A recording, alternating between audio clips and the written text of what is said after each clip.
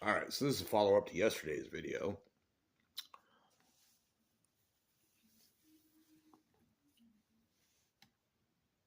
So I watched Timcast IRL tonight, and Mike Cernovich was on there, and he was one of the people that was there. And he kind of explained how the photo op came about and how the day went down, how they were handed these binders. And what that included was that they were told this was a nothing burger, and they said, you have to embargo this for 3 hours. And they met with Trump, which was not necessarily expected, or so he thought. And then their room was needed for another meeting, so they were kind of ushered out. But as they were ushered out, they went past the press, and the press said, "Hey, what's that binder?" And then everyone kind of held them up for a picture, and it wasn't like that they were like, "Okay, now for the photo op." Although the people running the show could have very easily planned all of it. So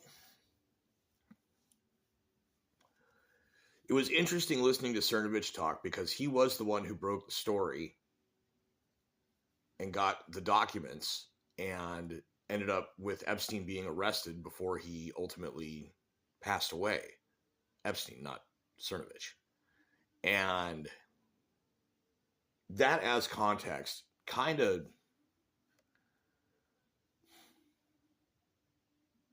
what they got in the binder was the bullshit that was handed to Pam Bondi. And she knew that it was bullshit. And Kash Patel knew that it was bullshit. And they handed it to everyone and said, this is bullshit. So that part, maybe they're doing something. There was a deadline this morning, according to the strongly worded letter, which, I heard pointed out today at one point that the Republicans are like the champions of the world of strongly worded letters. So hopefully Kash Patel is not staying in his office and writing a strongly worded letter or email to send to the Southern District of New York, and the FBI field offices out that direction. Hopefully he is going there with Pam Bondi. But if he's not, I gotta wonder why.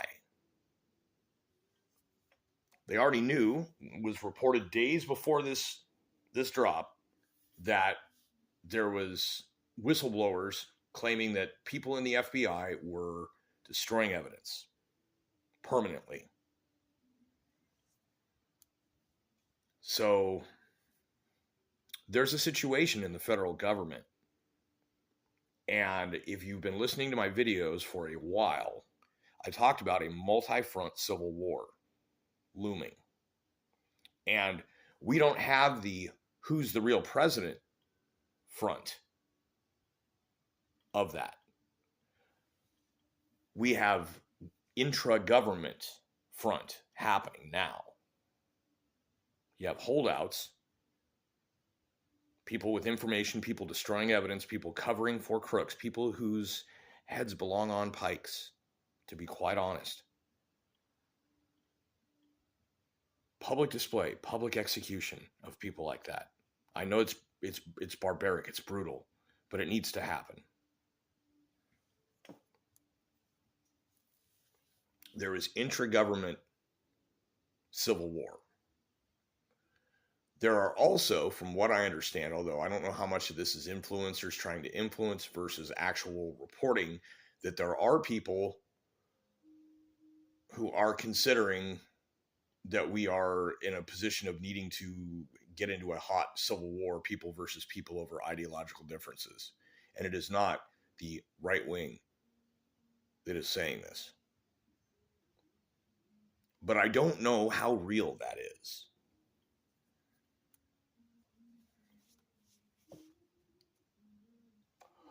It's going to be interesting. You can't just relax about being misled in the media. You still have to watch out, because there are still going to be a lot of people just not telling the truth. But to know that any funding that was being done by the government to news agencies will at least no longer be there. So maybe some of them can be more honest So it is going to be interesting seeing what the information landscape comes to look like. Part of the thing with the influencers receiving binders thing was that if it had been the New York Times or the Washington Post who had gotten first access to the binders, they would have controlled the narrative from the start. Instead, they gave these binders to people that would open them up and say, "This is some bullshit." And that's what happened. Part of the discussion on Timcast, which I kind of dipped out of, they were getting into some other news stories and stuff, but nobody was saying anything I hadn't already heard. But there was a really interesting thing from one of their guests about when it comes to the outrage over the influencers, was there anyone other than influencers expressing outrage? And the answer back from that was what someone else had observed was that the regular normal people seemed to really be more upset about the fact that it was another nothing burger.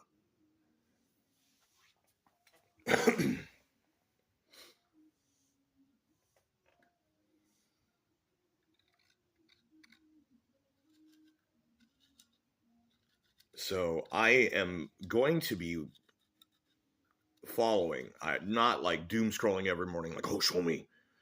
But I am going to be following what happens with the internal FBI conflict right now.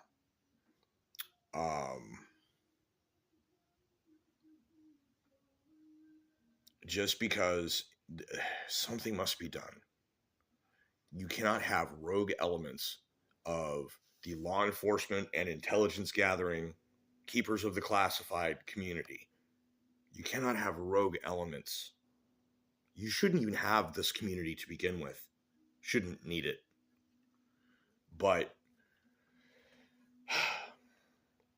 the government can't survive. The country really can't survive stuff like that. Because the more it becomes obvious to everyone that the law is not being applied equally, the less people in general will tend to want to follow the law or care. And that's a dangerous place to be.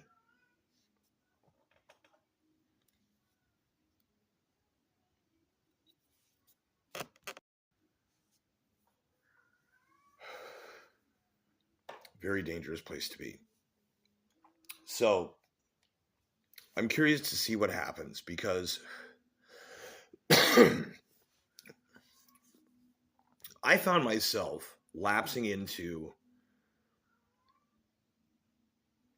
a state of less preparedness. And at the same time, on an objective basis,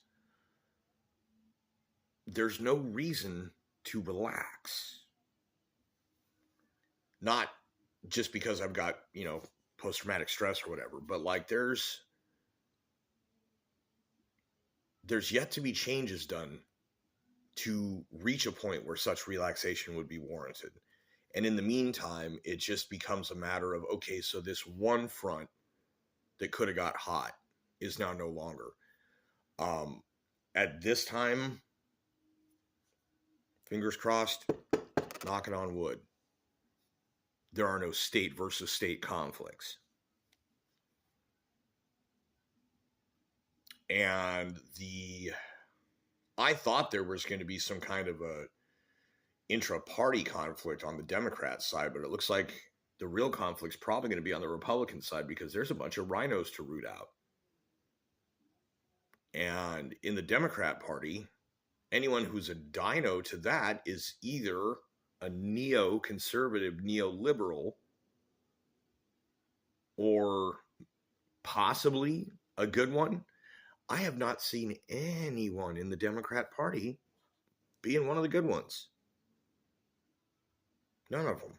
They're all on board. They signed a contract. They're abiding by their contract. How honorable.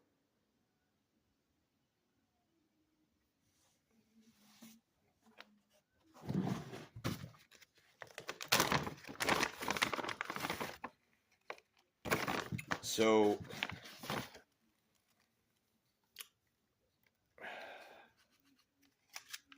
in conclusion,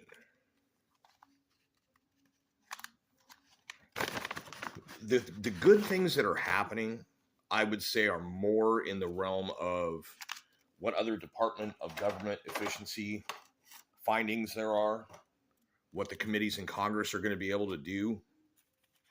At this time, if you're following any of that stuff, what you're going to notice is that in Congress, the Democrats are just putting on a clown show, making noise, dragging feet, saying insane things, clogging up so much meeting time that it takes away from any serious discourse to the purposes of the committees. And the people, like in the case of, was it oversight that Comer's in charge of? That dude has no power in his own committee, of which he is the chair and the gavel. Has no power. He's not a bad guy, don't get me wrong, but as a chairman of a committee, he has no power. He doesn't speak from his chest. He doesn't fully know the process. And while relying on aides to tell him how things work, lets the class basically walk all over the teacher, as it were. So in order for Congress to do anything, those people are going to have to, I don't know, silence themselves. I don't think that's going to happen. Ultimately, when it comes to the matters at vote, it's just going to take for freaking ever to get there, because these clowns are going to continue to make noise and drag their feet, and the whole purpose is to clog up all the time. So right now, though, as long as they're able to get anything through that they have time to actually get to a vote, once they're at the vote, the majority is going to take it. I think there are a few more cabinet appointments, but they're not going to be as publicly. I mean, I'm hopefully still be able to find footage and whatever, but like they have yet to actually put an ATF director in, just having Kash Patel be acting director, which puts him with a double plate right now on top of all this Epstein business. That's why he gets a little bit of a pass at the moment, because he has just been handed two agencies. I don't know if I buy into the full 4D chess theory. And I don't know. I think there are people in the sphere of influence that are trying to guide things in what I can only describe as a cute-hearted way, which is to say not good and overly vague. And then when it falls through, you can be like, see, I was right. And when it works, you can be like, see, I was right.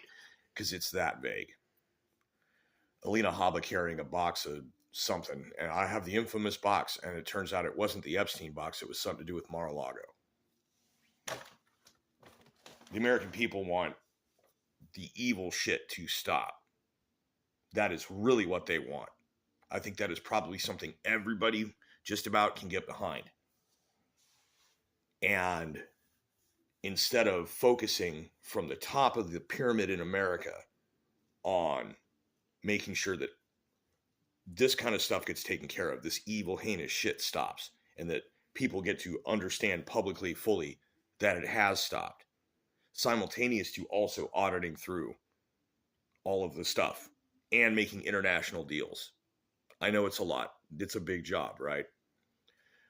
But he should definitely be focusing on what the people want, not what he wants.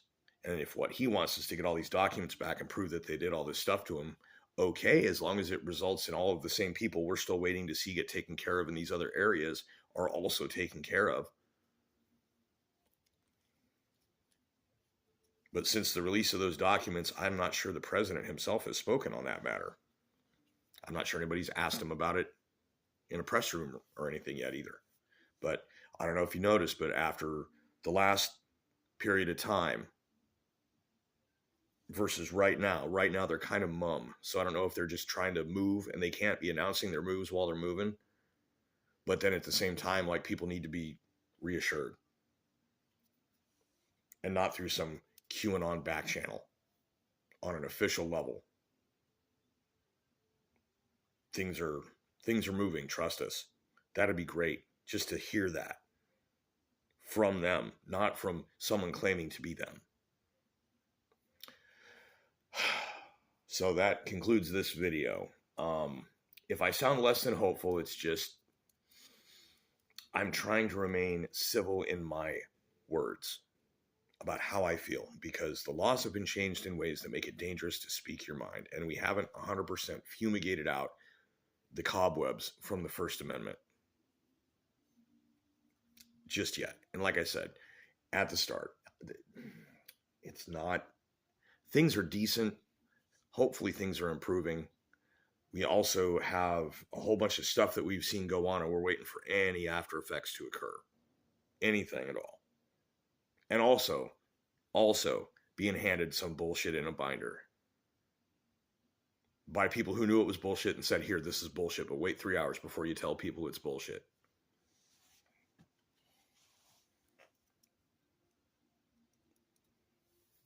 It's wild. Wild. So, yeah, the reason not to relax is that if the government cannot unfuck itself, it's up to everybody else. A we the people thing.